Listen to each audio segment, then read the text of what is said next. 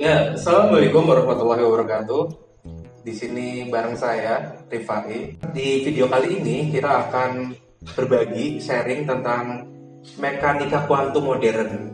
Tentunya di sini nggak main-main ya. Di sini ada seorang teman saya. Terlalu berlebihan. Perkenalkan, nama saya Matoro Rofi'i dan kebetulan saat ini saya sedang magang. Jadi video ini sebagai pembelajaran juga sebagai ajang diskusi untuk bertukar pikiran tentang materi yang akan kita bahas. Iya. Jujur ini menarik banget ya Mas Rof. Iya. Soalnya sejauh ini yang saya tahu belum ada nih materi pembelajaran tapi podcast gitu. Iya. Ini menarik banget idenya Mas. Kalau boleh tahu idenya dari mana? Kalau ide sendiri sih sebenarnya mengalir aja kan. Ya sebenarnya itu kita setelah diskusi bersama teman-teman, salah satu teman ternyata ada celetukan bagaimana kalau kita bikin podcast. Oh iya. Wah, menarik juga. Jadi saya coba aja dulu gitu. Nah, karena di pertemuan kali ini kita akan membahas tentang teori atom mekanika kuantum ya.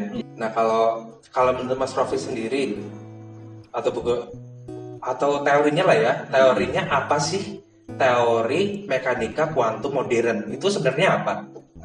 Nah, sebenarnya teori mekanika atau mekanika kuantum itu didasari oleh tiga ilmuwan gitu. Jadi yang pertama itu ada hipotesis de Broglie, kemudian ada asas ketidakpastian Heisenberg, dan juga yang terakhir itu mekanika kuantum dari Schrödinger.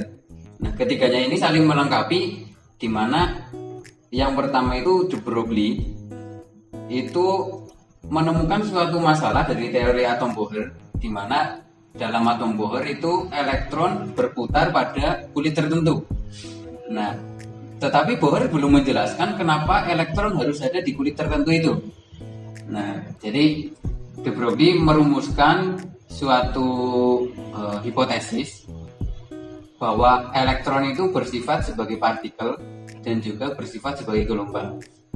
Nah, itu. Jadi ada dualisme sifat dari elektron itu. Nah, terus setelah itu dibuktikan, ternyata hipotesis de Broglie ini dibuktikan, tetapi bukan oleh de Broglie sendiri, tapi oleh orang lain. Oke. Nah, jadi kalau elektron bersifat partikel itu dibuktikan dengan adanya sinar X atau sinar Roentgen, itu biasanya yang digunakan oleh dokter-dokter gitu kan. Kemudian yang bersifat sebagai gelombang ini itu digunakan dalam mikroskop gitu. Nah, mikroskop elektron. Nah, itu yang pertama, de Broglie itu yang mendasari dari mekanika kuantum. Kemudian yang kedua dari ketidakpastian Heisenberg, itu ada, dia juga sama mengasumsikan gitu, kayak hipotesis juga. Nah, dia mengasumsikan bahwa dia berprinsip kalau suatu percobaan dirancang untuk menentukan posisi sebuah elektron, maka momentum atau kecepatannya itu tidak akan kelihatan, jadi kecil gitu.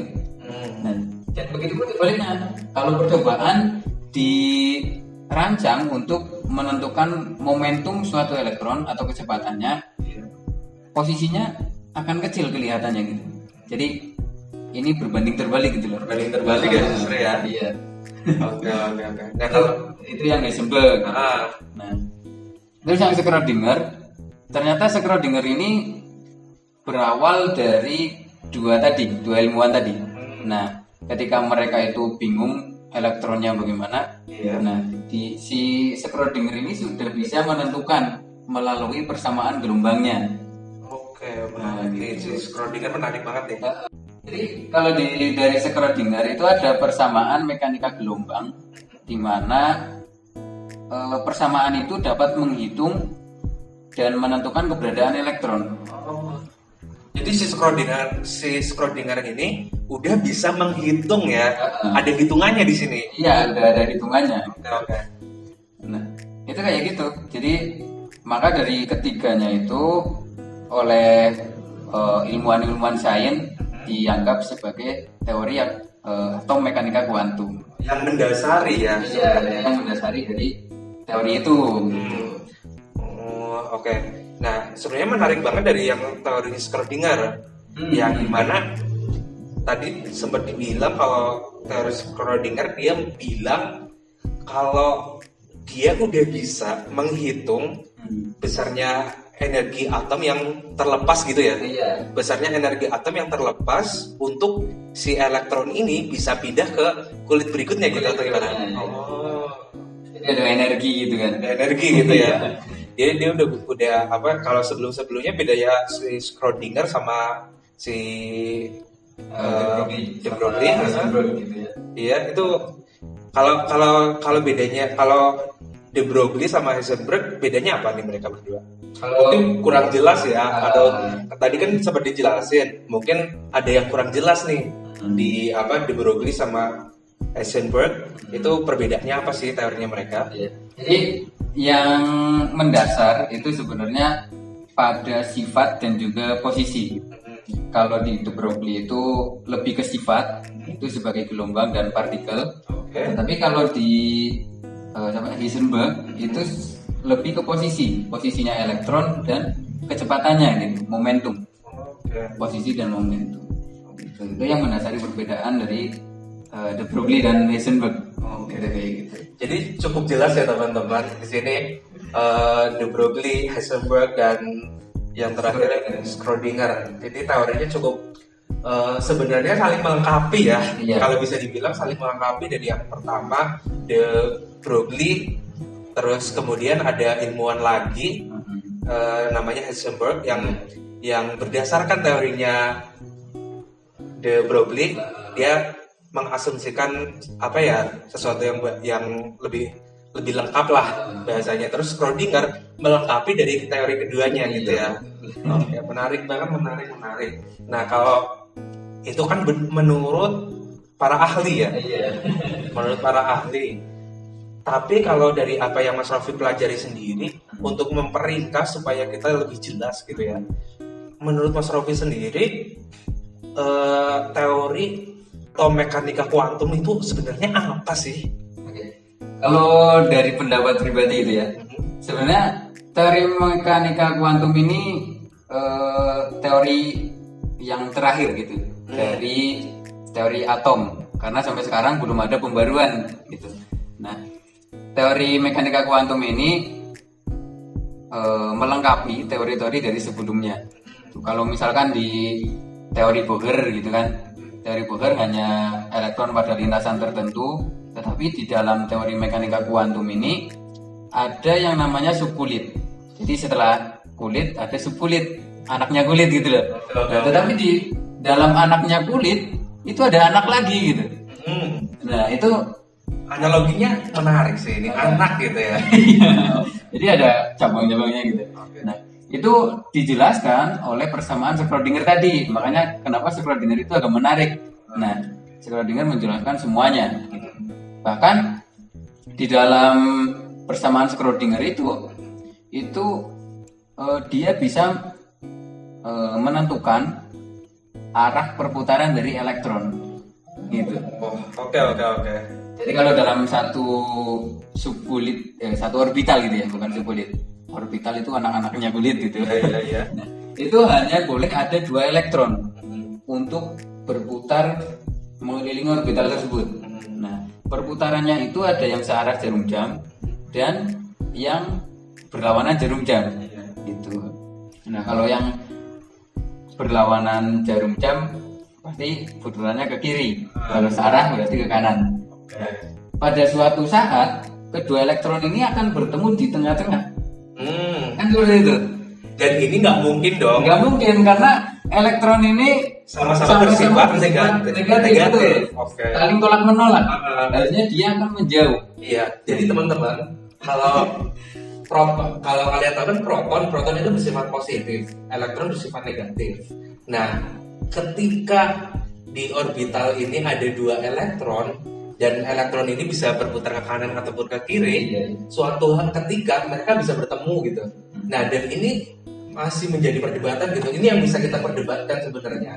perlu kalian pelajari lagi dan perlu kalian mungkin apa namanya bisa kita diskusikan lagi gitu ya. Apakah sebenarnya ini yang menarik dari pembelajaran? Yang menarik adalah apa yang kita pelajari itu sebenarnya masih bisa kita diskusikan lagi. Ini bukan sesuatu hal yang pasti, soalnya soalnya apa namanya ilmuwan-ilmuwan sebelumnya aja mendebat ilmuwan yang sebelumnya gitu kan. Jadi ada ketika muncul ilmuwan baru, mereka akan mendebat ilmuwan sebelumnya. Nah ini yang menarik.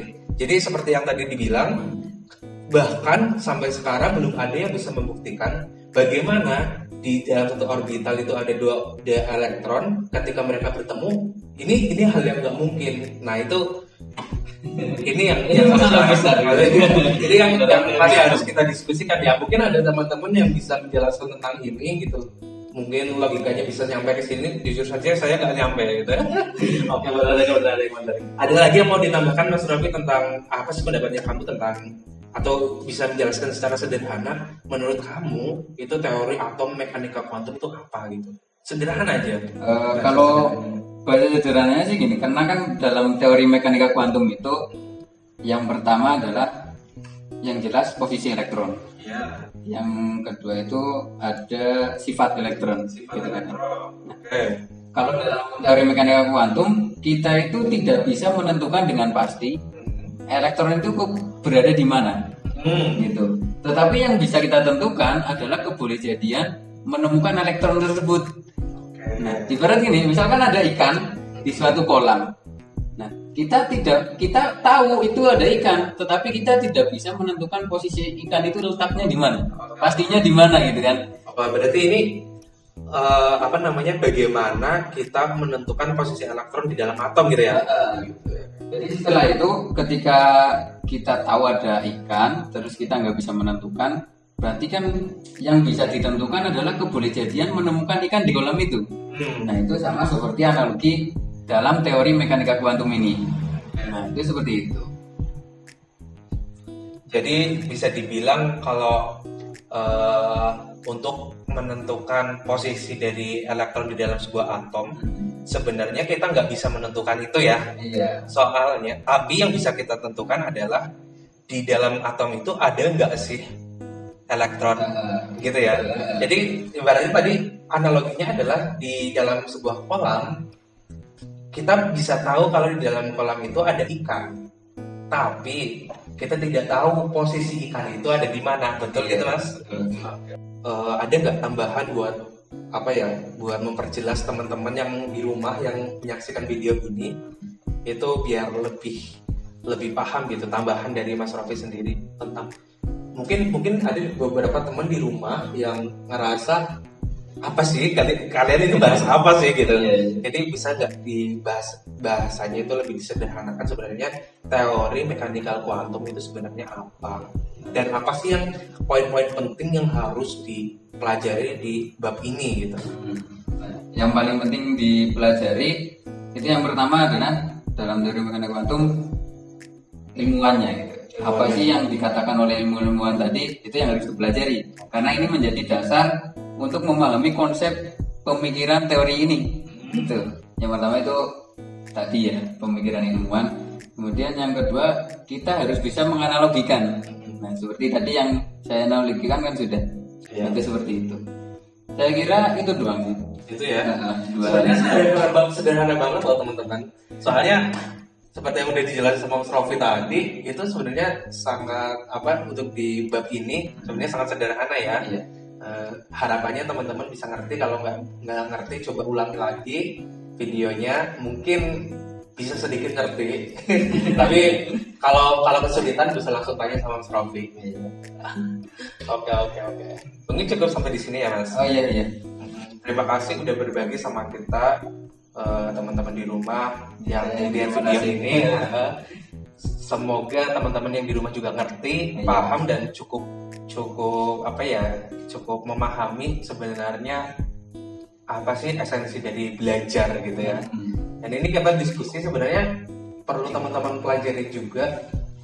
Mungkin di next bab berikutnya mau belajar apa tentang Di bab selanjutnya kita akan lebih dalam lagi membahas teori ini gitu. Nah, itu jadi akan menarik lagi gitu kan ya. Ini menarik banget. Soalnya ini kalian baru luarnya doang. Oke. Kalian baru belajar luarnya doang. Mungkin ada kata-kata yang agak rumit, tapi sebenarnya kalau kalian ulang lagi tentang apa analogi yang tadi Mas Rofi tentang ikan di kolam gitu ya, itu kalian akan cukup ngerti tentang teori ini. Gitu. Oke. Mungkin cukup sampai di sini aja. Terima kasih Mas Rofi. Terima kasih juga. Ya. Wassalamualaikum warahmatullahi wabarakatuh.